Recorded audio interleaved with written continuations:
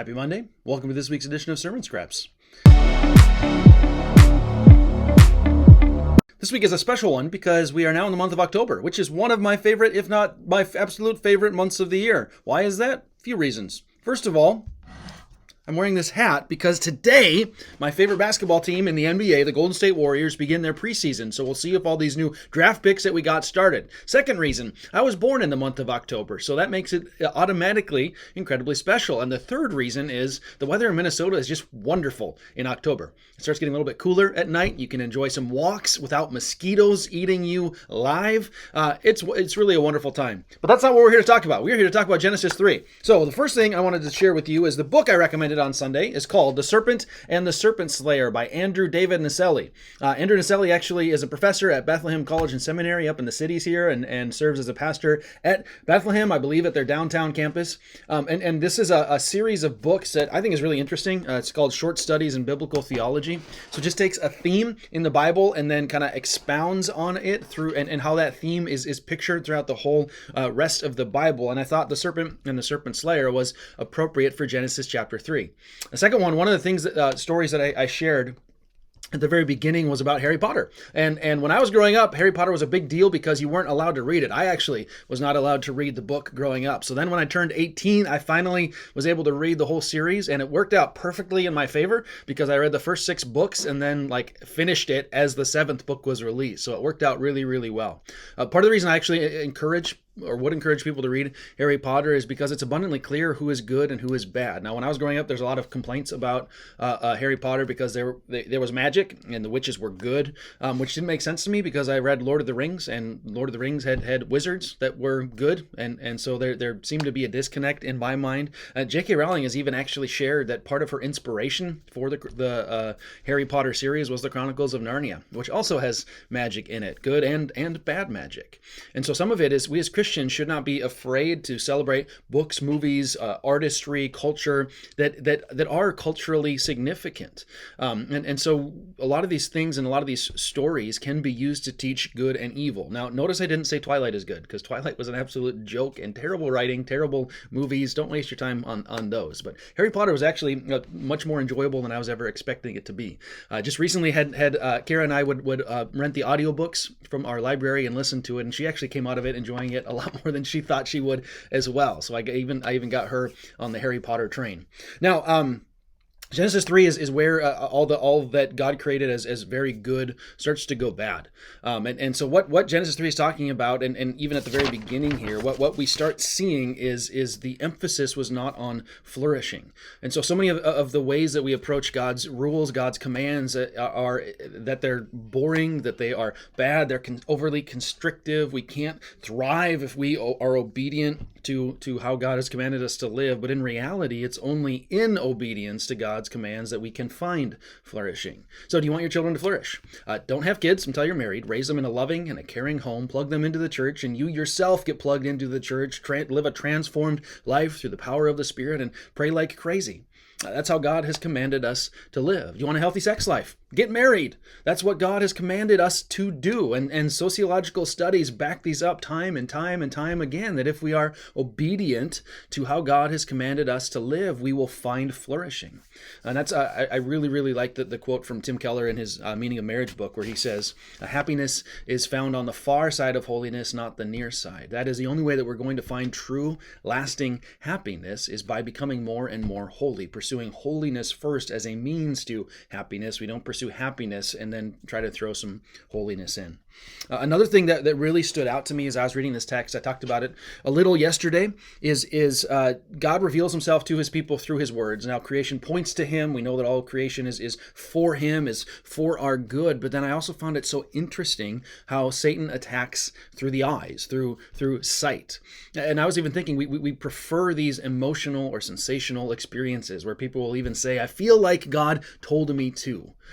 My question always in response to that is, why do your feelings pass the litmus test of truth, but someone else's don't? Now, again, I've said this before, feelings are not bad, but feelings are not enough to base your entire life on. We need something bigger. We need some sort of higher standard in order to base everything that we are banking on.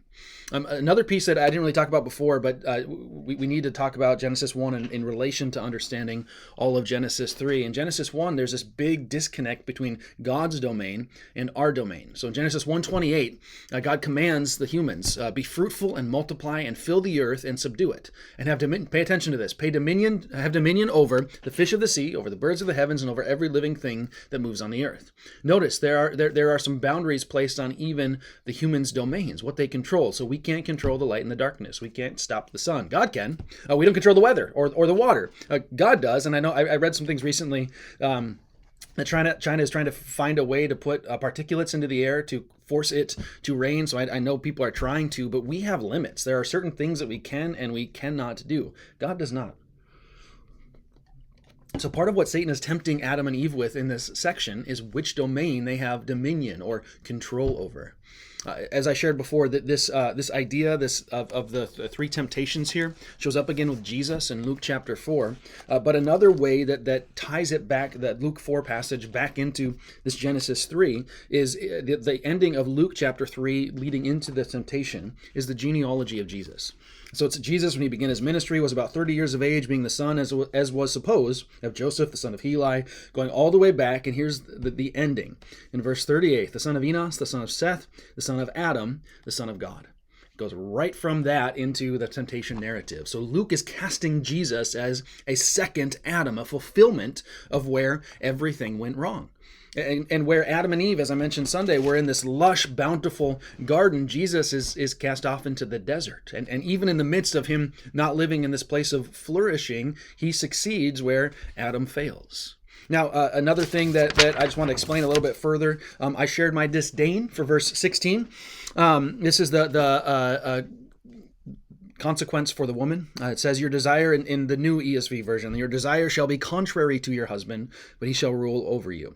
I said that the original translation was your desire shall be for your husband, which is more what the Hebrew is saying, and it frustrates me that they changed it to be the footnote. So that's an appropriate footnote because that can be the way that the text is translated, but it's not generally the primary way that text is translated. So my frustration with that was twofold. The first is just the changing of the word, which I think is completely unnecessary. They're bringing a theological point from the New Testament into the Old Testament that doesn't need to be there. They're just trying to doubly emphasize that point. And then the other piece they did back in, I think it was 2016, is they decided to make this new iteration the so-called permanent text edition, making the text, in their words, unchanged forever in perpetuity. That frustrated me. So I've used the ESV since like 2005, I think. I got my first ESV study Bible in 2008-7 right when it first came out as a Christmas present for my dad, and I've loved it ever since, especially as I got into the original languages and saw how it had been translated, or how they had translated the original languages into it. And in most instances, the ESV is so stinking close to what the Greek is saying that I've found it really helpful. So then it frustrates me when someone does a standard text that is never going to change, because language changes use over time. There's one time I was 7-8 years ago, was cleaning out a closet of a church that had just accumulated music over the years, and there was a choral arrangement that the cover was titled "The Gay 90s."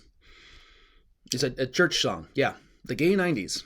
That has slightly different connotations today than it did in the 90s. So words change use over time. And so updating some of the ways, the translations, to be able to make it easier for people to access in modern days is not a bad thing. So if you didn't know, we're not KJV only. There's reasons for that. If you want to talk through textual differences and some of those kinds of things, I'd love to sit down and talk with you about that at some point. Now, part of this implication is getting to what I talked about last week with complementarianism. And part of why I believe complementarianism is right is from this exact curse here. And it's the same logic that Paul actually uses in 1 Timothy. So God first created Adam, and then Eve was created from Adam to serve as his counterpartner, his helper. And again, that's not derogatory to be described as a helper, because God is most often described as a helper throughout the Bible. But then when the sin happens, when the fall happens, Adam is who is called out first from God, not Eve. Adam is meant to serve as his wife's head, which shows us a picture of Jesus being the head of his church. So marriage is actually meant to symbolize and signify the relationship Jesus has to his church. And so that's part of it, is that this cursing is trying to, again, revert that created order where God created our gender roles with a specific purpose, with a specific reason. Again, if you want more resources on this, or if you want to sit down and talk further about this is not a really fun, easy breezy conversation to have, but I think it's really important and significant for us, because this is where a lot of issues and questions are coming out in our current cultural climate today. So moving on from there, Adam is cursed. The ground that he is commanded to work is cursed, which means that work until Jesus comes back is going to be really hard. And that is all work, not just work that we do outdoors with our hands, like grass and weeding and flowers and those kinds of things.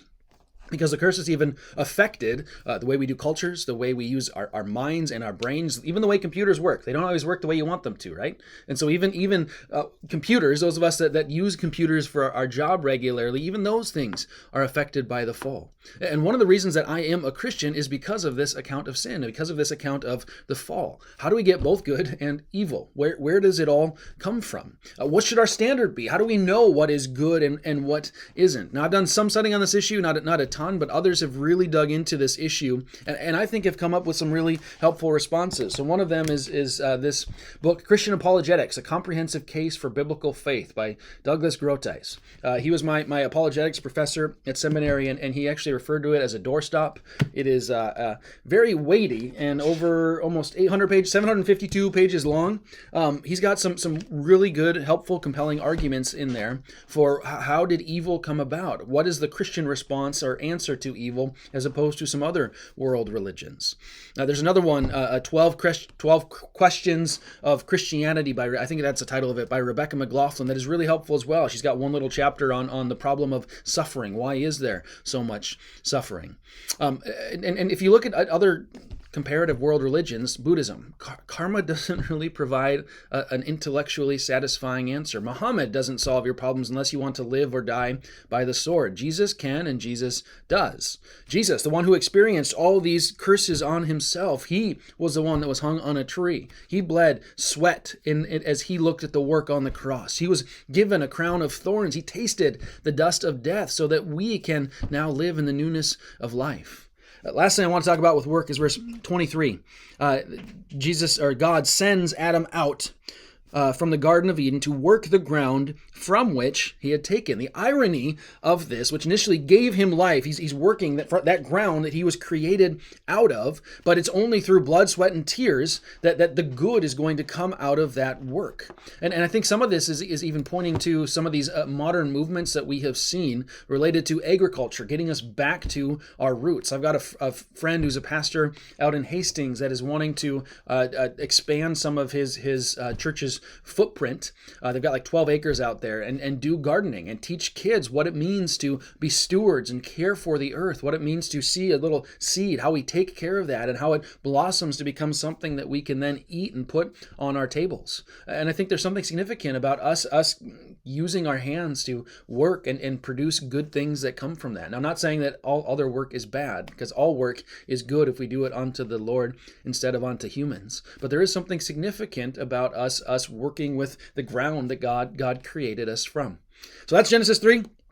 The rest of the Bible is actually going to be talking about the implications of what we've just seen here. What do we do now that sin has entered the world, now that things are divided between the seed of the serpent and the seed of the woman? So next week we'll be digging into Genesis chapter 4 together. We're going to continue on with this for a number of weeks, and I hope it's encouraging and edifying to you all.